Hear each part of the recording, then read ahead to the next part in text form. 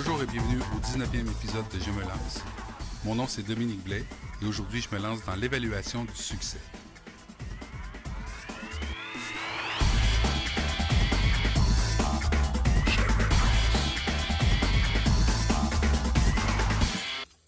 Le premier point, ce serait la nature des responsabilités. Je pense que vous êtes en mesure de savoir si vous avez du succès en mesurant ou du moins en regardant c'est quoi la nature de vos responsabilités au sein de l'entreprise. Si par exemple vous travaillez dans une maison de disques et que vos tâches consistent uniquement à faire le classement, donc à classer du papier dans des filières, bon, c'est une façon d'entrer au niveau de mettre un pied à l'intérieur de la boîte, mais tout de même, vous comprenez que peut-être que pour vous, ce n'est pas ça le succès et que vous voulez faire plus. Donc, vos responsabilités peuvent en dire long sur votre succès. Évidemment, souvent quand on entre dans une entreprise, on commence au bas de l'échelle. Il faut monter les étapes une à la fois. Il ne faut pas avoir peur de prendre les bouchées doubles. Et puis avec le temps, vous allez faire votre nom. Avec le temps, vous allez bâtir votre crédibilité. Et lorsque vous serez rendu un professionnel dans votre secteur, eh bien, évidemment, l'entreprise pour laquelle vous travaillez va vouloir vous garder au sein de son équipe, mais d'autant plus que vous allez recevoir des offres d'entreprises externes parce que vous allez être crédible et vous allez avoir fait votre nom. C'est un point super important. Prenez le temps de bâtir votre crédibilité. Le point numéro 2, c'est votre niveau d'influence. Quand, par exemple, vous travaillez dans l'entreprise, est-ce que si vous apportez des sujets, si vous apportez des idées, si vous apportez des projets, est-ce que votre patron, est-ce que vos coéquipiers les considèrent? Ou si tout simplement c'est tassé du revers de la main. Donc, ça ne veut pas dire que c'est pas bon parce que c'est tassé du revers de la main. Ça veut peut-être dire que vous n'avez pas bâti votre niveau d'influence suffisamment.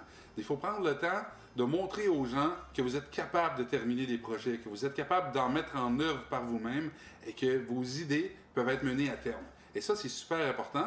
Et ça va bâtir justement votre niveau d'influence au sein de vos collègues et au sein de vos supérieurs.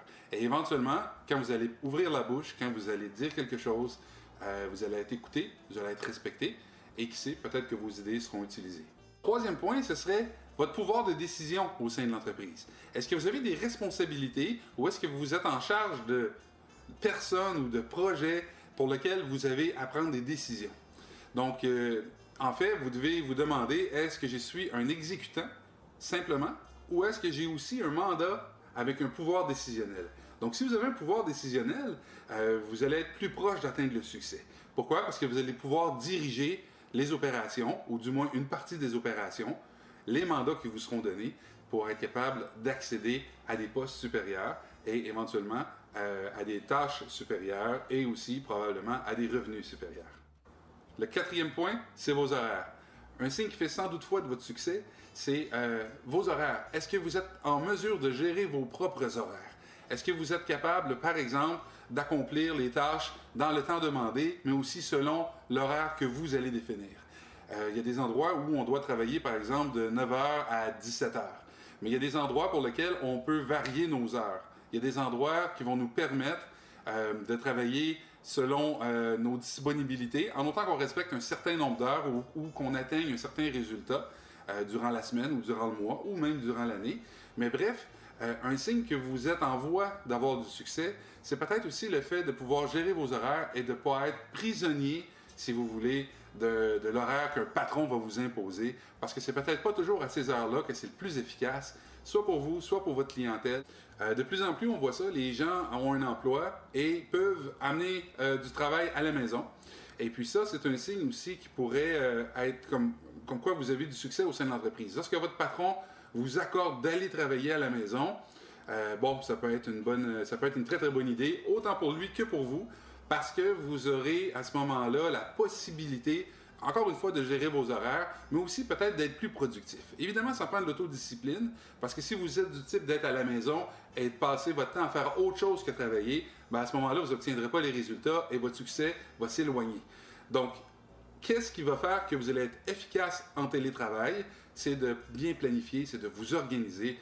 Si vous êtes en mesure de planifier votre journée, vous prenez là, tous les matins, vous prenez 15-20 minutes là, pour planifier ce que vous allez faire dans votre journée.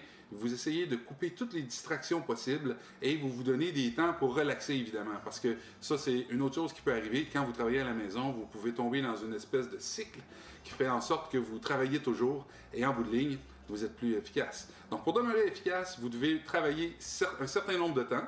Par exemple, vous pourriez vous dire, bon, à chaque 45 minutes ou à chaque heure, je prends un petit 10 minutes de pause, je me lève, je bouge, je fais quelque chose, je reviens, et puis vous allez vous apercevoir que vous allez être en mesure d'abattre beaucoup de travail dans une journée.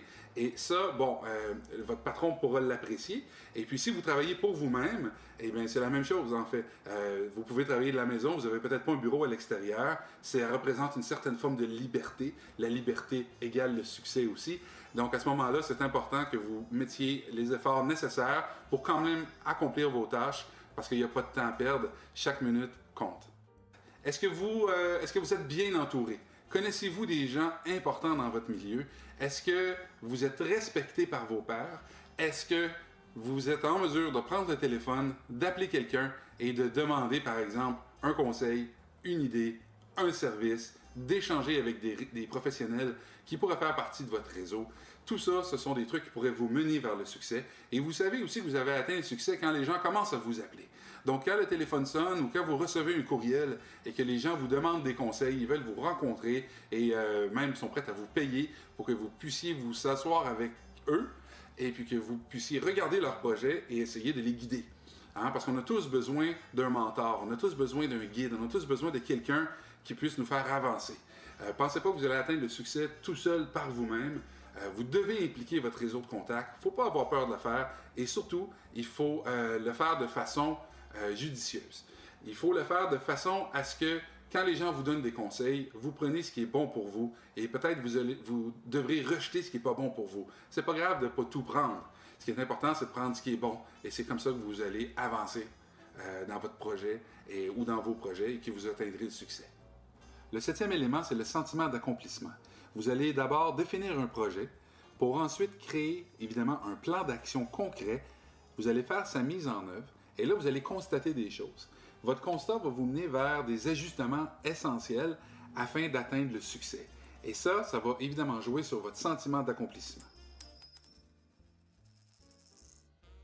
Combien vous êtes capable de vous générer de profit par année ou par projet ou par semaine ou à l'heure. Donc évidemment, quand on travaille pour une boîte, ce qui se passe, c'est que l'entreprise va souvent nous offrir, un salaire, par exemple, à l'heure ou mensuel. Donc si à l'heure, vous avez un salaire X et que pour vous, c'est le plus haut salaire que vous avez jamais gagné, que vous vivez très bien avec ça et que vous êtes heureux, peu importe le niveau de salaire, mais que vous êtes heureux avec ça, eh bien à ce moment-là, vous pouvez déjà dire que vous avez atteint un certain succès. Maintenant, il ne faut pas s'arrêter là. Peut-être qu'il y a moyen d'avoir plus de salaire ou peut-être qu'il y a moyen d'améliorer ses conditions. Mais reste que vous devez garder à l'esprit que lorsque vous travaillez pour une entreprise, vous êtes limité par la capacité que l'entreprise aura à vous payer. Et ça vous donne un petit plafond là. Maintenant, si vous travaillez pour vous-même, il faut évidemment avoir la fibre entrepreneur, mais si vous travaillez pour vous-même, la seule limite, c'est vous.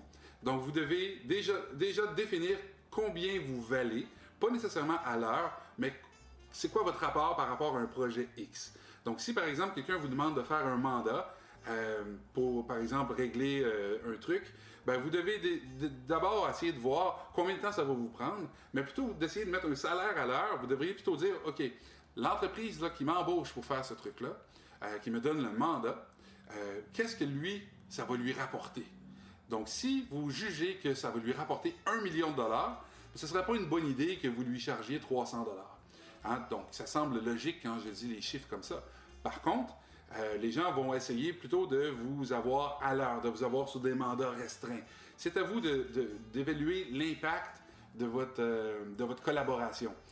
Maintenant, avec le temps, encore une fois, je reviens au truc du départ, avec la crédibilité, avec le réseau de contacts que vous allez établir, avec votre efficacité, la manière dont vous allez travailler, vous allez être en mesure de charger plus cher, donc de faire de plus grands profits et du même coup, le faire en moins de temps. Ce qui va vous permettre d'aller chercher plus de clients ou de développer des projets pour vous-même qui vont être beaucoup plus payants à court ou à moyen terme. Merci d'avoir écouté cet épisode et n'oubliez pas que vous pouvez toujours visiter notre plateforme au www.jemelance.ca.